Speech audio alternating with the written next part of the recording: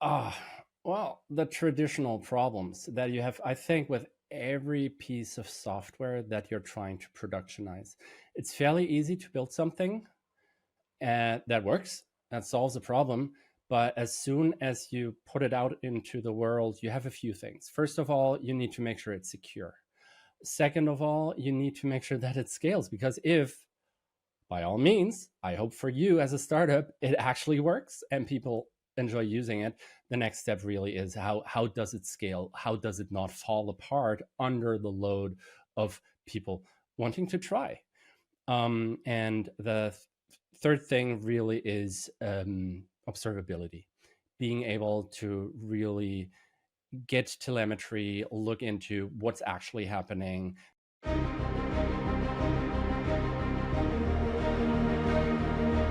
Welcome to Startuprad.io, your podcast and YouTube blog covering the German startup scene with news, interviews, and live events. AWS is proud to sponsor this week's episode of Startuprad.io. The AWS startup team compromises former founders and CTOs, venture capitalists, angel investors, and mentors ready to help you prove what's possible. Since 2013, AWS has supported over 280,000 startups across the globe and provided $7 billion in credits through the AWS Activate program. Big ideas feel at home at AWS. With access to cutting-edge technologies like generative AI, you can quickly turn those ideas into marketable products. Want your own AI-powered assistant? Try Amazon Q. Want to build your own AI products? Privately customize leading foundation models on Amazon Bedrock. Want to reduce the cost of AI workloads? AWS Trainium is the silicon you're looking for. Whatever your ambitions, you've already had the idea. Now, prove it's possible on AWS. Visit aws.amazon.com/startups to get started. So, you build a chatbot. Cool. But now your team is stuck, wondering how to connect it to real APIs, make it reliable, or roll it out to 1,000 users. That's where this episode comes in. AWS Dennis Traub walks us through how to productionize AI securely at scale and without breaking your app. We dive into agentic workflows, MCP, and how real startups go from MVP to market. Let's see in our episode today in cooperation with AWS. Dennis Traub is a developer advocate at AWS, focused on helping startups and enterprises to take their GenAI experiments into real-world deployment. With decades of experience in secure infrastructure and developer productivity, Dennis has helped teams across industries automate, integrate, and scale their AI projects using modern cloud-native tools. Today, we talk about model context, protocol, agent-based architecture, and what it really takes to make AI work in production. Dennis, welcome back to Startuprad.io. Oh, thanks for having me again. Totally my pleasure. For everybody who's not aware of it, this is number 2 of a series of 2 interviews, but actually one of your colleagues would join us as well. So in total, we have 4 interviews with you guys here. Dennis, productionizing AI. Tell us about it. What's the hard truth? What's the biggest gap you see between GenAI prototypes and actual production systems? Well, the traditional problems that you have, I think, with every piece of software that you're trying to productionize. It's fairly easy to build something that works, that solves a problem. But as soon as you put it out into the world, you have a few things. First of all, you need to make sure it's secure. Second of all, you need to make sure that it scales, because if, by all means, I hope for you as a startup, it actually works and people enjoy using it. The next step really is how does it scale? How does it not fall apart under the load of people wanting to try? And the third thing really is observability, being able to really get telemetry, look into what's actually happening. Does it do what it's supposed to be doing? Am I running risks in terms of, for instance, running up a large bill because it does something that I didn't expect it to do?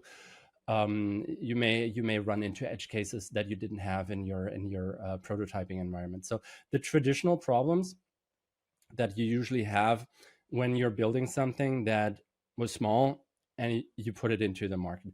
The second thing that very often happens is as well is most pieces of software are not an island. They have to connect to something. They have to connect to third-party APIs or to your own APIs or to customers' internal APIs and data sources.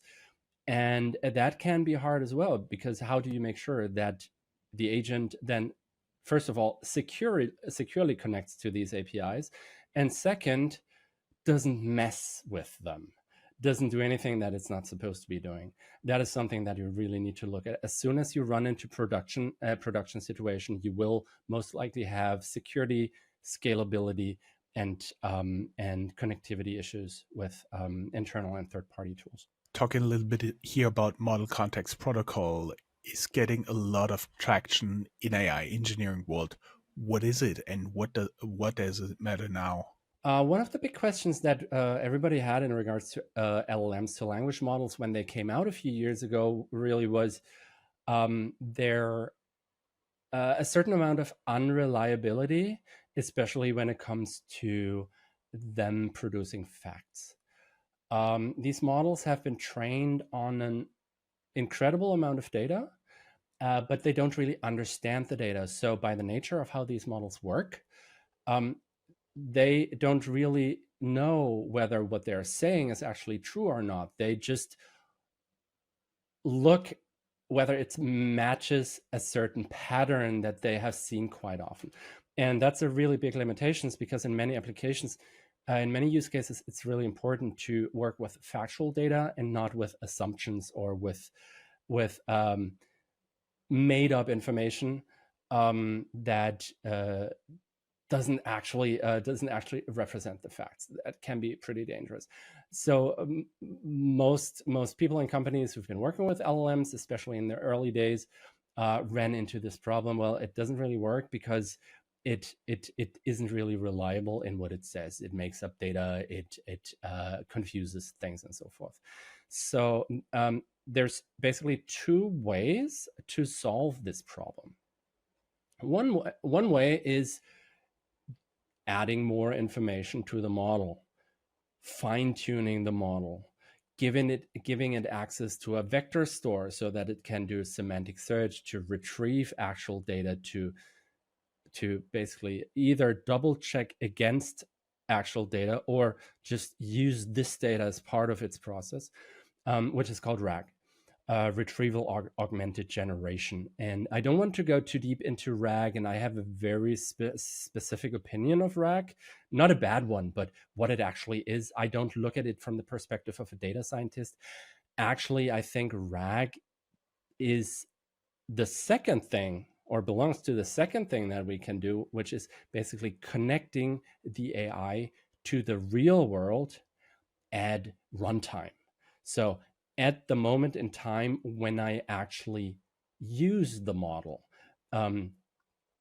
pre-training, fine-tuning, and these things, they all happen before I deploy the model into production. And everything after that happens when the model is in production, when my application runs. And RAG, tool use, and other mechanisms basically solve this problem, connecting the AI to the real world. And that could be a database, that could be a vector store with a semantic search, but that could also be something where the AI can actually act, like call an API to trigger a process or to send an email or do things like that.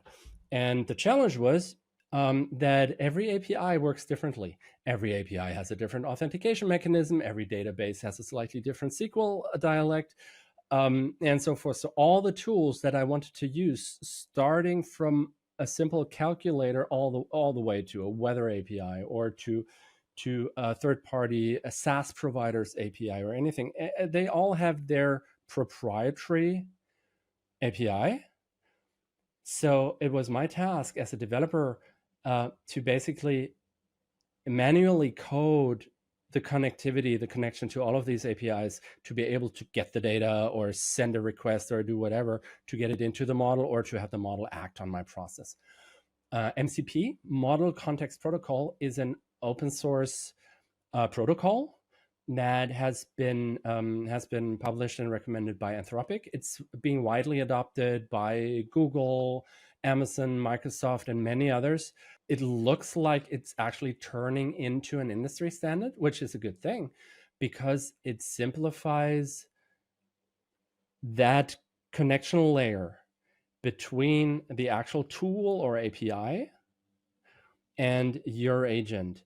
It's a fairly simplified protocol that contains a few primitives like tools. So what can I actually do with that API as a model? So that tool could be a browser engine, could be a runtime for me to run code in a sandbox environment, could be an API to a third-party provider, could be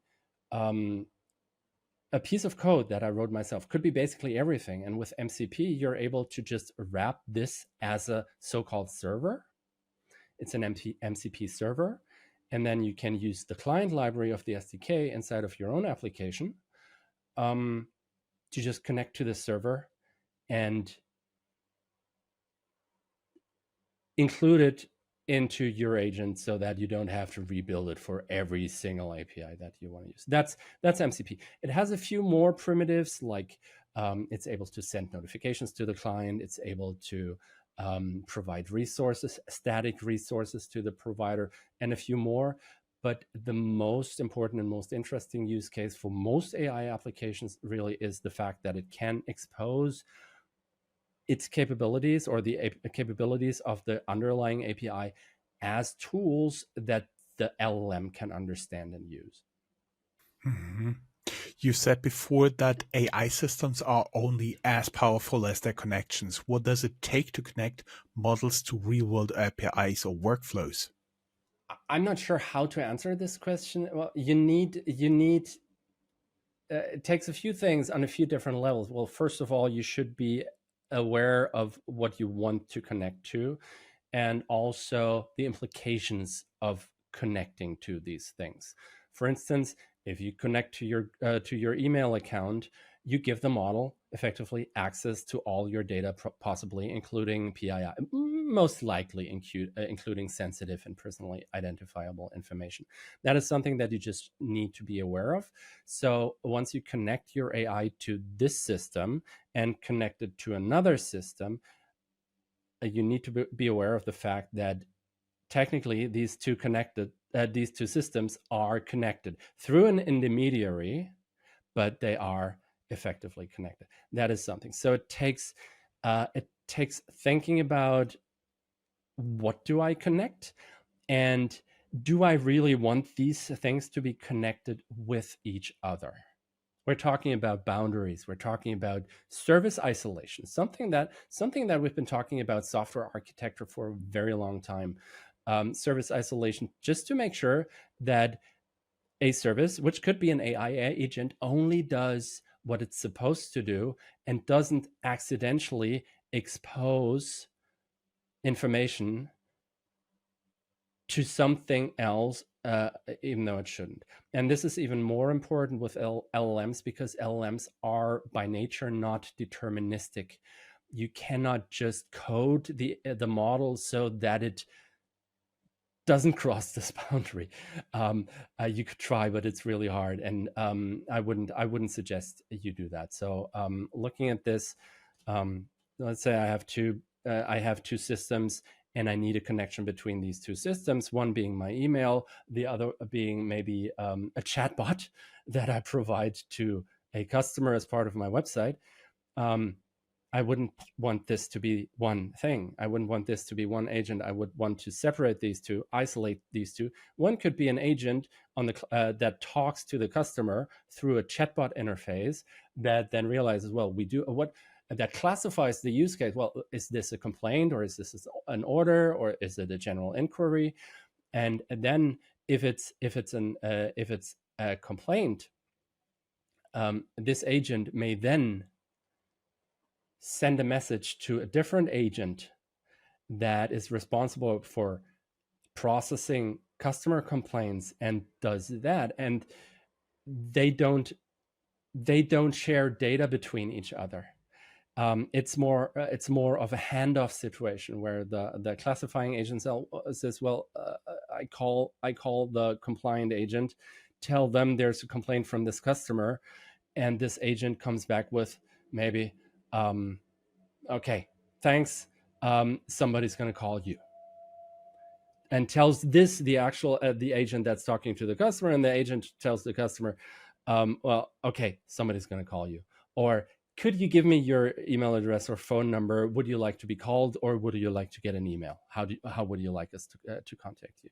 So the negotiation with the customer and the negotiation with the CRM with access to sensitive information should be isolated. That is something that I would have in mind from the start if I wanted to do something like this. I'm not sure. Did I answer your question? Well, partially. I totally do understand that we're very, very early in this whole world of AI agents and how the systems work together. And currently, without like global standards, I do believe you can really completely answer that questions. But let's talk about agentic workflows, how they are different from simple prompt chains or RAG pipelines. Sorry, RAG pipelines. Yeah. So RAG pipelines are a completely different beast. RAG pipelines themselves don't actually, well, they actually involve AI in a certain way, but not in the way that we talk about it right now. RAG pipelines are more a data preparation. How do you prepare your data, your siloed information, your customer, your CRM, your product database, whatever you have? How do you prepare that so it can be used in a useful way by an AI? The other thing, prompt chains. Prompt chains can be part of an agent. So first of all, but very often you actually don't even need an agent, but a prompt chain could be enough. A prompt chain just being, you have a fairly deterministic workflow where you send something to an LLM, you get a response, maybe you send a second prompt based on the response, and then at some point the thing is done. The way I look at it is I distinguish between three types of agentic applications, or not agentic, three types of LLM or AI enhanced, generative AI enhanced applications. The first being non-agentic. That are all the use cases where you send something to an LLM and the LLM responds, and that's it. Or where you send something to a chatbot. You chat with the LLM responds, and you have a back and forth between the person and the model. That's non-agentic workflows. They can become quite complex and complicated, but they are mostly predetermined. Either they're a loop, like in a chat, or there's a sequence of steps that needs to be done, and this sequence is almost always the same, or maybe has some decisions in between that you can do with traditional conditional steps. The second being, so the first of the three is non-agentic. The second is agentic AI. This is where the AI, the model, actually makes decisions, plans, does reasoning, understands that it doesn't have all the information it needs, asks you about this information, or reaches out to one of the tools via MCP, the tools that it has available to get the information it needs for this specific use case, and is able to adapt the workflow based on the interaction, based on the available information, based on its own reasoning. So very often an agentic system starts by analyzing the task, coming up with a plan, maybe even storing that plan somewhere in a file system as a checklist for itself, using a tool, again, using MCP, for instance, that gives it access to a contained file system where a temporary directory, basically, where it can store intermediate information. So it puts its checklist, its plan in there, and then it does something, and then it goes back to the checklist, checks this thing off, and then it realizes, well, for this, I need some more information from the customer, goes back, chats with the customer to receive this information, and so forth. So an agent basically perceives, acts.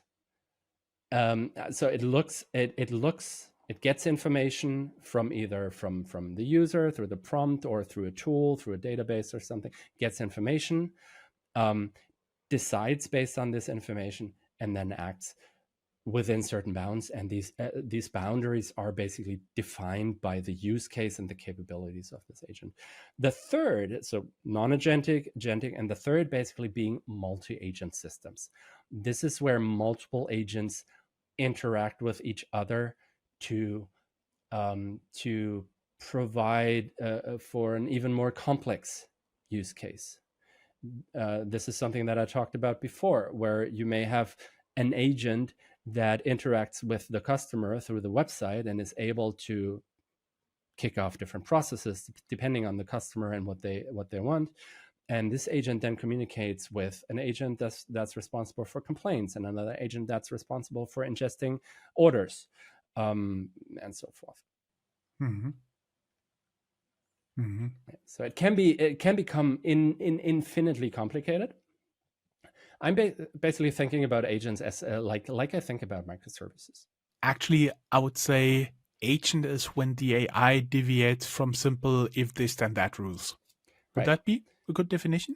Even complex if this and that rules. There are fairly complex workflows that can be deterministically defined, where the entire work process, no matter how complex the process is in itself, is deterministic and algorithmic. So you can do it with step functions, or you can do it with an orchestration engine or something like that.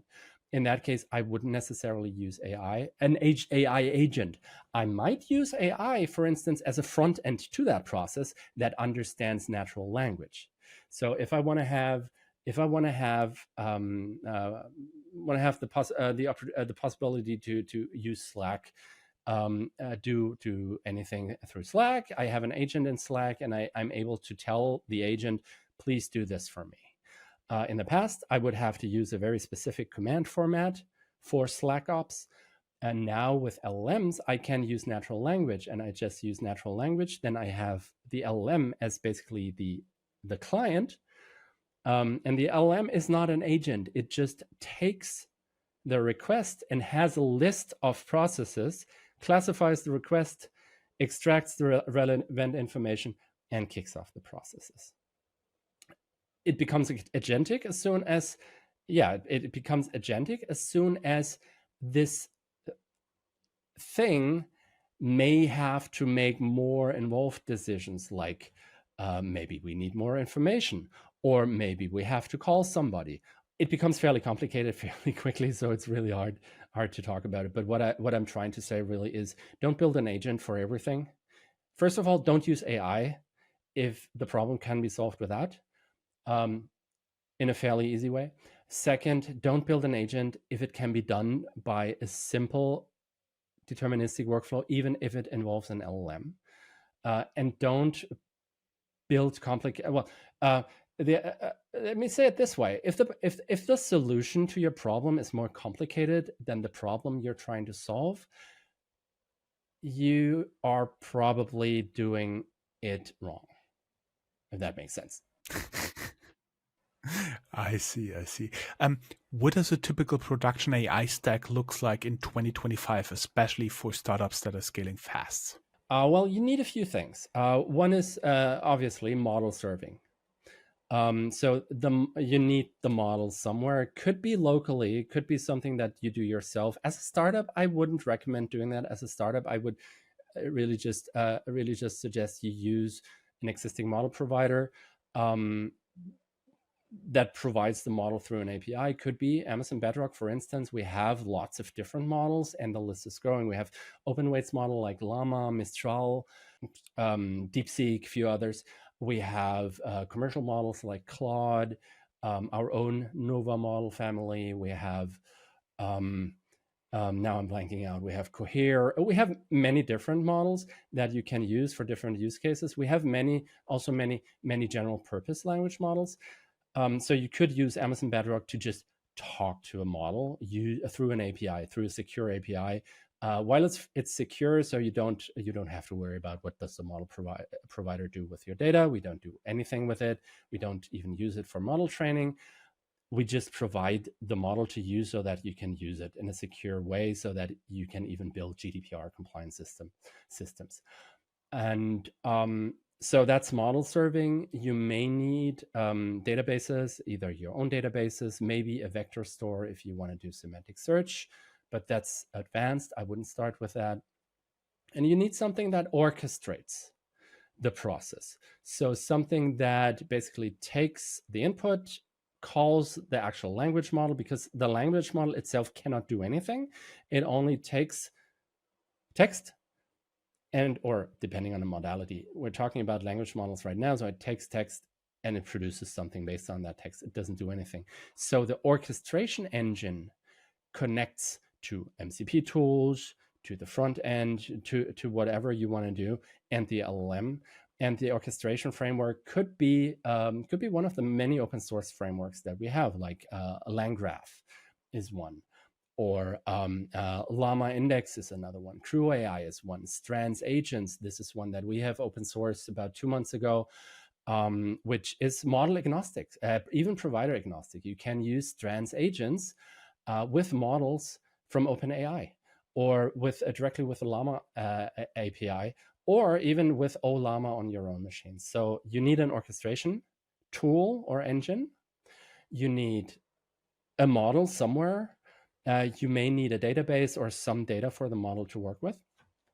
You might want to think about primary and secondary models. That's a bit more advanced as well. So primary models is the general purpose model for that does the majority of the work.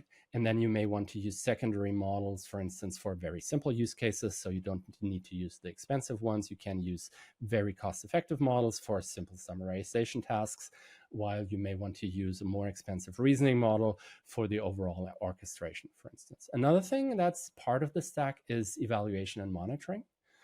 And that is something where I really would say, as a startup, you should put that in place as early as possible.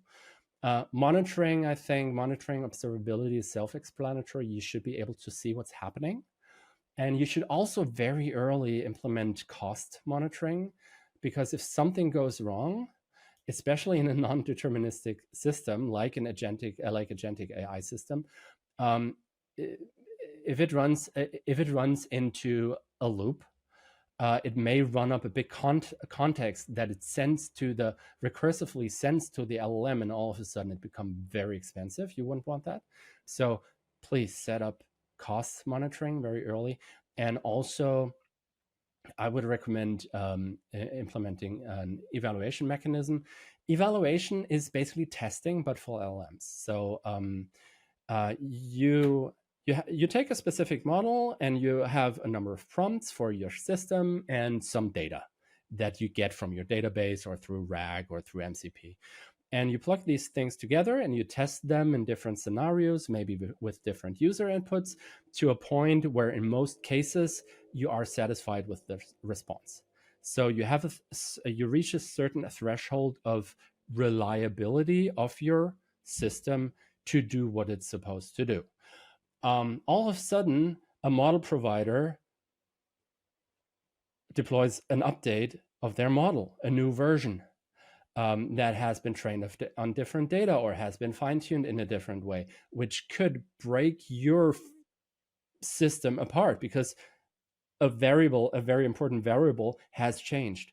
Or Maybe you change your prompts that you use as part of the pipeline, or your data changes, the structure of your data changes.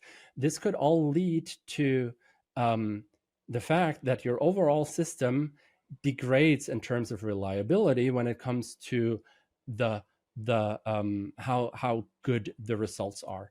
And you can solve that by implementing an evaluation pipeline, so that whenever you change anything, you run a number of prompts or a number of use cases against this system to see if the reliability drops beneath your threshold. And if it does, the test fails and you have to go look at it.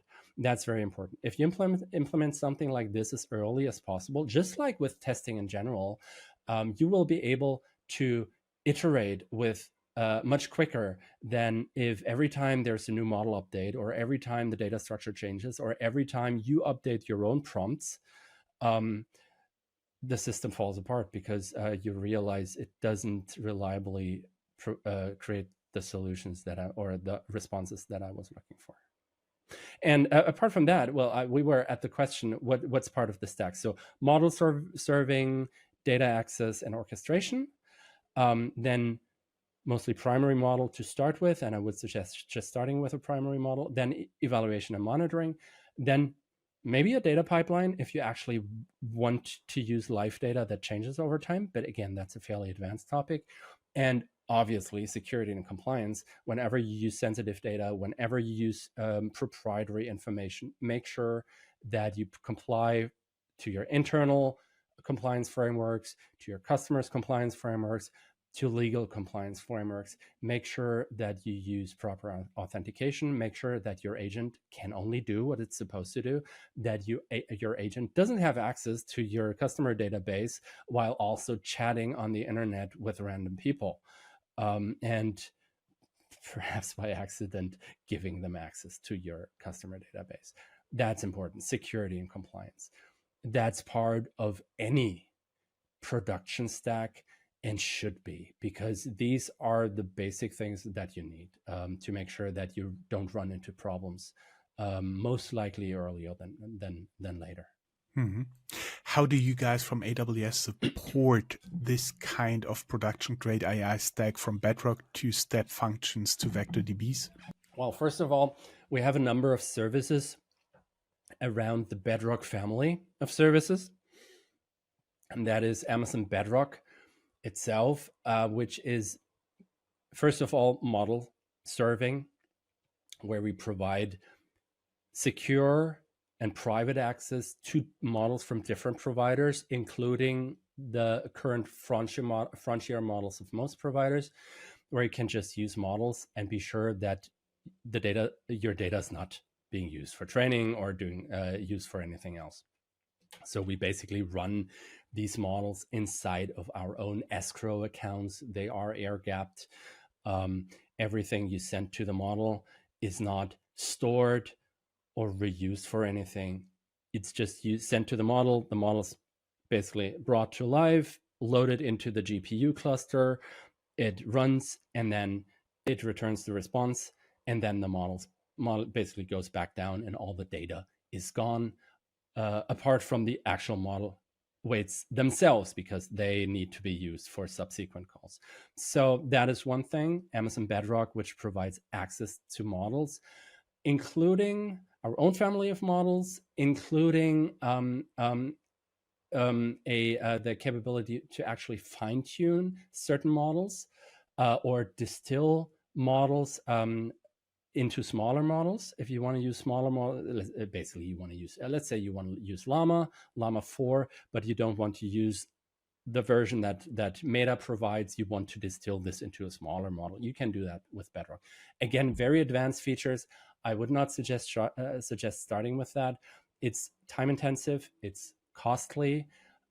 It's a use case for enterprises, and it may be a use case for you once you are further ahead on the road in adoption. The second thing that we provide is Bedrock guardrails, along with a few other capabilities, Bedrock knowledge base, Guardrails is basically to mask sensitive data or to block requests that contain sensitive data or responses that contain sensitive data, or to block requests or responses that violate ethical codes that you've defined or something like that.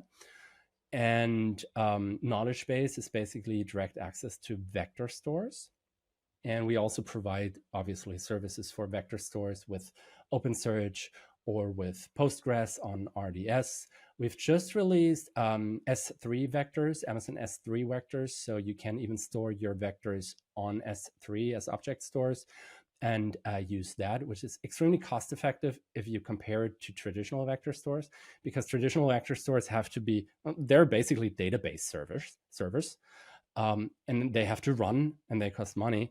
And S3 vectors stores your vectors on S3, so you only pay for storage, not for a machine that's running all the time. You pay for storage and then of course for access. So it's you can save up to 90% of the cost compared to database based vector stores. And then we have Bedrock Agents, which is out of a box system that provides agents in a fairly opinionated way. So you can just build an agent using Bedrock Agents. We don't have to do that much, but these agents are, well, self-contained inside of AWS. And the third thing, and that is something that's just in preview since a few weeks at the time of recording, maybe GA when you listen to this episode. GA means generally available. It's in a public preview right now. That's Bedrock, Amazon Bedrock's Agent Core. And that's a family of services that's very interesting because it gives you all the individual capabilities as building blocks that you can use. That is, it has access to Bedrock models, obviously, but you can also use it to use Bedrock's to use models anywhere. So you can also use it with OpenAI, with Llama API, with your own Llama or whatnot. And it's it's framework agnostic. So you can deploy your Crew AI agents or your LangGraph agents. You don't have to do it the AWS way.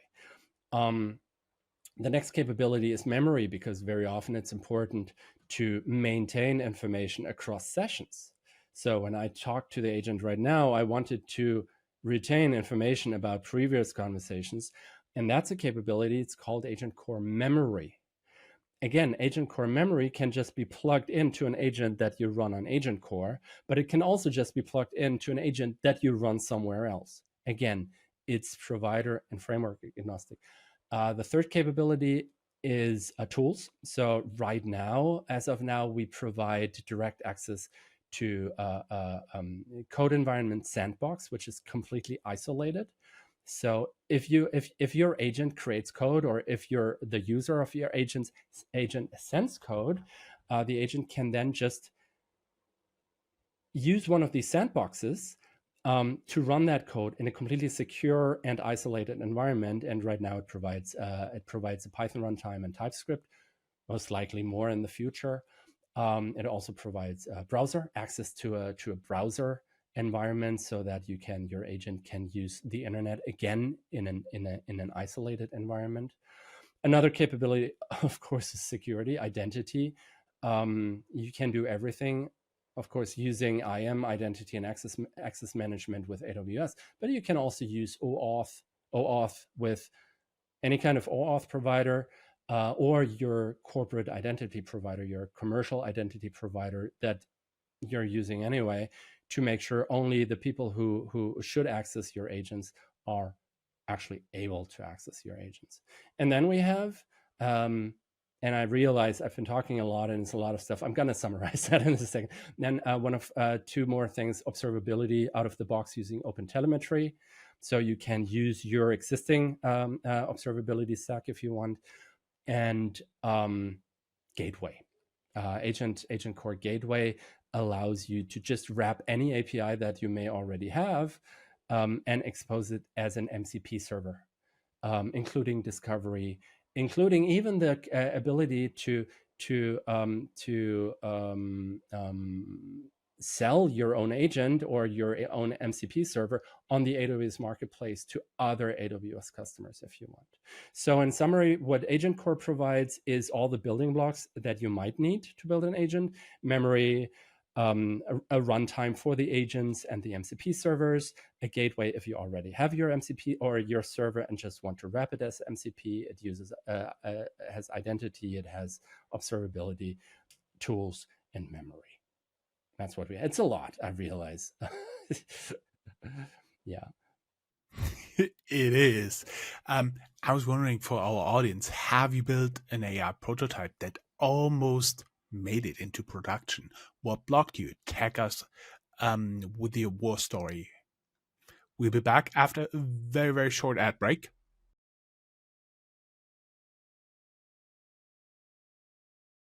Dennis, some startups are using multiple foundation models at once. What's AWS's approach to multiple model orchestration, and how do you manage that securely? Multi-model usage is one of the core premises because we say it doesn't make sense to use one for everything. Which is why we started Bedrock the way we did in the first place.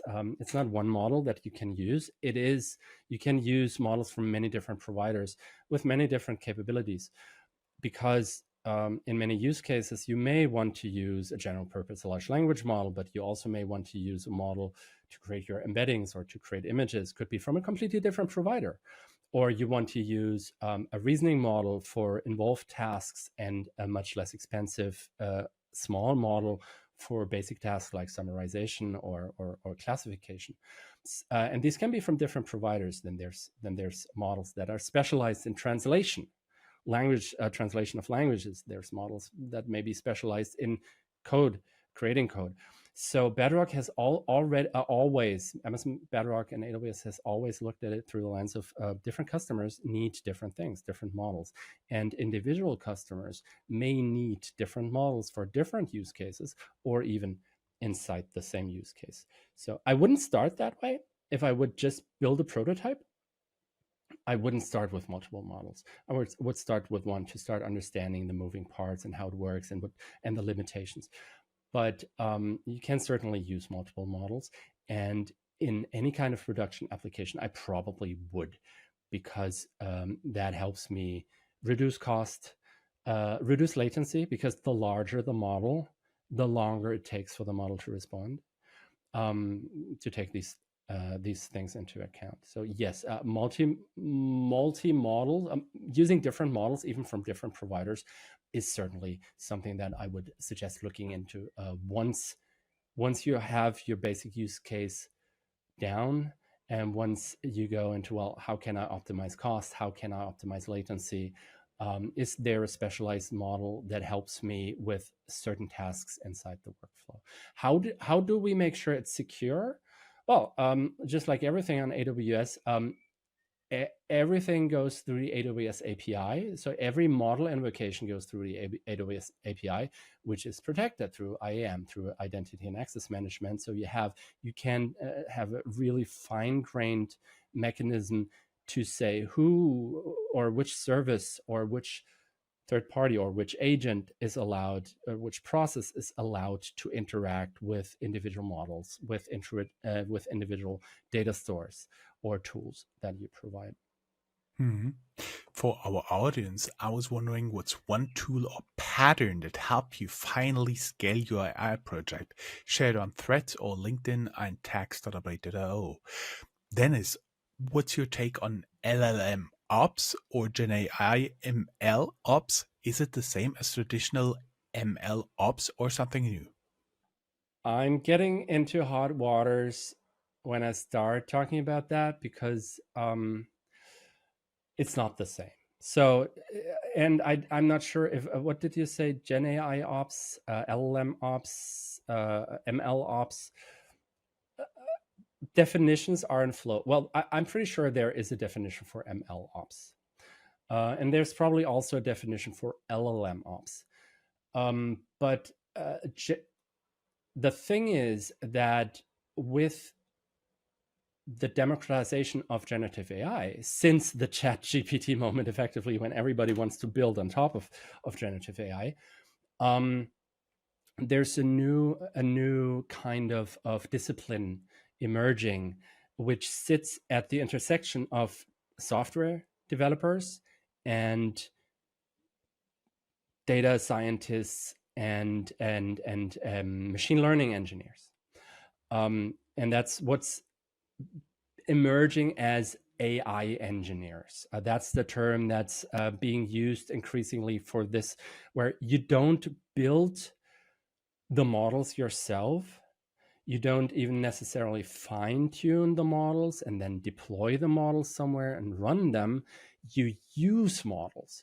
You build applications that use these models and traditional approaches to build an application that has both the intelligence of a language model or any kind of generative AI model and the capabilities of the piece of software you build. So the AI engineer understands how LLMs works, understands the limitations, understands the difference between models, but the AI engineer usually doesn't deploy these models, doesn't build and train these models. That's what happens.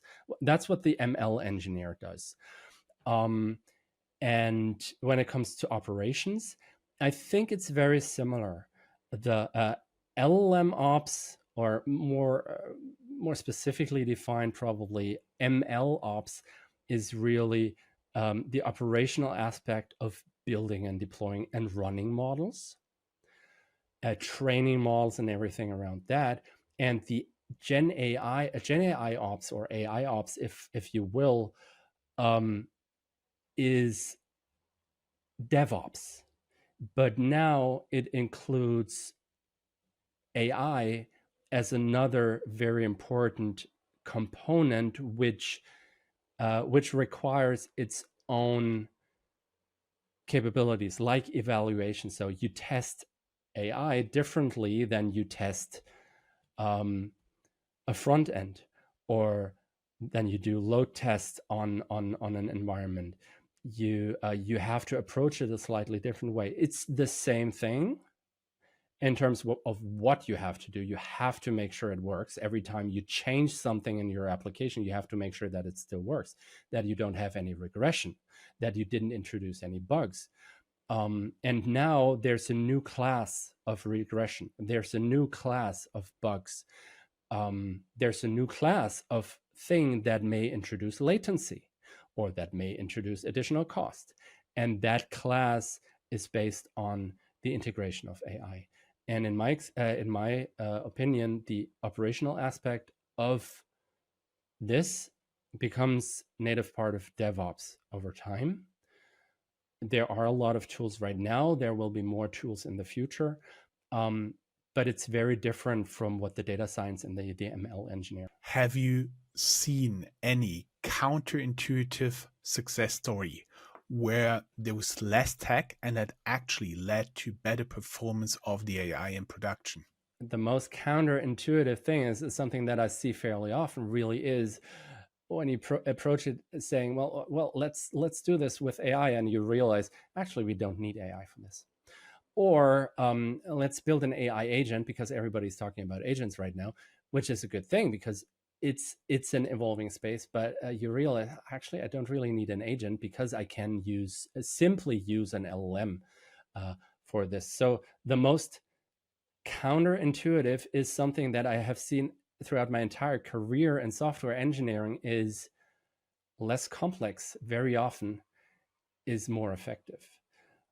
So whenever you build something, I encourage you to try and to experiment with AI and AI agent, but I also encourage you to not try to just solve everything with AI. And that may be counterintuitive advice, but it has always been sound advice in my experience. Last question for us here in the second interview, and thank you for sticking around with me, because we're together here in a session for more than 2 hours now. Zoom out for us, Dennis. What's the future of AI architecture in something like 2 to 3 years? Do you see MCP and agent frameworks becoming the new standard? I have no idea. Literally, I have no idea. If you look back through the last 2 to 3 years since the ChatGPT moment, basically, everything has changed so dramatically. The technology, the infrastructure, the capabilities of the models themselves, the availability, the open source framework, the work that the community is doing, the many startups that are around. Certainly, many still try to solve old problems with new tools, but there are also so many niches where something incredible is actually happening, and there's so much innovation happening. I don't even know. I'm going to go on vacation a week from now for 3 weeks. I don't even know what the world will look like when I'm back. It's really hard. I think agents, well, first of all, AI is not like a flu. It won't go away. It's going to stick around. Agentic AI, it's being hyped right now, but I also think it is a very important topic that either sticks around or evolves into something even more capable. The thing is, the best time to get involved is now, because it's never going to be as simple as it is today. And I realize it is really hard. I'm lucky to be able to work with this stuff every day, all day long, and I'm still overwhelmed. I've subscribed to so many newsletters, and there's so much news and so many tools to look at and so many frameworks and so many, I don't even know where to start, until I realized most of these newsletters and most of the experts that are around, all of a sudden, they just copy from each other. Many of them, not all of them, but many really just copy from each other.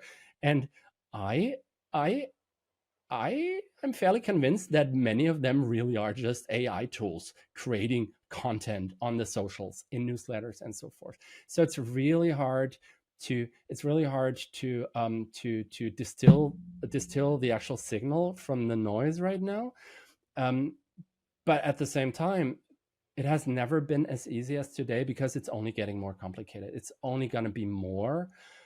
So for you, really important is to get started now. And at the same time, try to understand the fundamentals, not necessarily the math behind these models. You don't need a PhD in science or in math or anything. I certainly don't. I'm a developer. I don't understand AI, to be honest. But what I do understand very well by now is how can I use AI in software application? What impact does it have on the capabilities of what I build? But also, what impact does it have on the way I work? That's two different levels.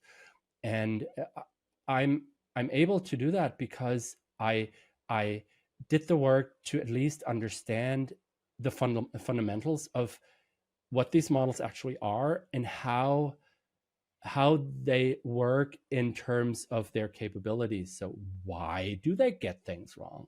Why do they have what we call hallucinations? Why do they have a hard time doing basic math while being able to talk for hours? So these are the things. And I invite you to listen to Joe's podcast. I invite you to have a look at the stuff that we put out at AWS, to the things that I put out on the socials. Follow me on LinkedIn. It's just Dennis Traub. I think Joe's going to put my contacts into the details. Ask questions, talk to people, figure out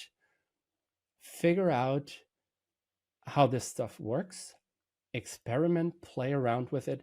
Don't be stupid. Don't connect a random piece of AI to your email. Don't put something out on the internet and then run up a bill because somebody DDoSes you. Experiment in an isolated environment, maybe inside of an AWS account or on your local machine, where everything's isolated and protected. You don't have to worry about external influences and maybe threats. Experiment, play around with it, and at the same time, think about the things that you might want to solve for yourself. Think about the things that you need to do manually every day because it was too hard to automate, or it was impossible to automate, or it was too costly, or you just didn't get around to automating it. Maybe AI can help you with a small problem that you have every day, that you're trying to solve every day, and it bothers you and it's so annoying. That is what I did. And that's how I got started. That's how I learned. I looked at what I'm doing every day, and there's so much stuff that I never got around to doing. And I was complaining about them all the time, and it bothered me all the time. And all of a sudden I realized I can build a small agent that just does it for me. And it doesn't even need to connect to sensitive data, or it doesn't even connect to the internet or anything. It is just a small CLI tool that I run automatically every day, and it takes care of some stuff for me. It pulls some statistics, or it looks if there was some new conversations on Slack that I need to know about. And these are the small things that I built, and by building these small things, I learned how they work. I learned how they fail. I learned about all the things that can go wrong, and then I started being able to build larger things, to build more complex applications, to build actual agents, actual agentic systems that I now run for more and more things. I have to admit, though, I'm not running anything in production because I'm not building production software anymore. I haven't for a few years, unfortunately. But the great thing is, in my role, I get to experiment with that stuff a lot. Dennis, awesome last words. Thank you very much for being such a good guest and telling us so much about AI and AWS, how they're working together. Thank you so much for having me. It was a great time. Thank you.